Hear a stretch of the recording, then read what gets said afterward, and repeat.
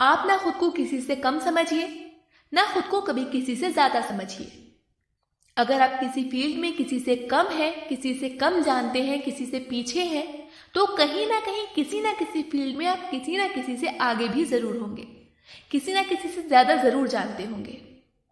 लेकिन अगर आप सिर्फ इस बात पे फोकस करते हैं कि आप किसी से कितना पीछे हैं या कितना कम जानते हैं या आप क्या अच्छे से नहीं कर सकते, तो आप डिसअपॉइंट हो जाएंगे, निराश हो जाएंगे, परेशान हो जाएंगे। लेकिन वहीं अगर आप इस बात पे फोकस करेंगे कि आप किसी से कितना आगे हैं, किसी काम को कितना अच्छे से कर सकते हैं, किसी फील्ड में कितना ज्यादा जानते हैं, तो आप मोटिवेट होंगे, एक्साइटेड होंगे। इसलिए अपनी सोच को हमेशा सकारात्मक रखिए और ये सब तो सोचिए ही मत। खुद को यूनिक समझिए, खुद को स्पेशल समझिए।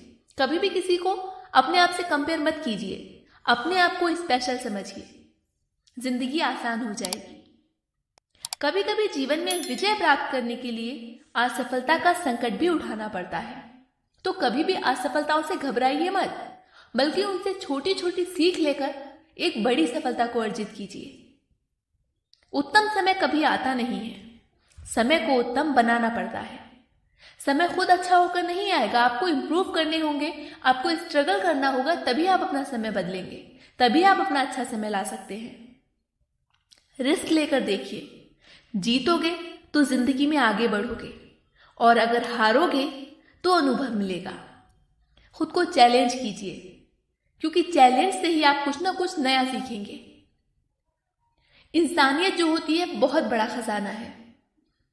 कभी भी इसको किसी की पर्सनालिटी से जज मत कीजिए, किसी को देखकर उसको जज मत कीजिए, बल्कि उसके कैरेक्टर से इसको देखिए।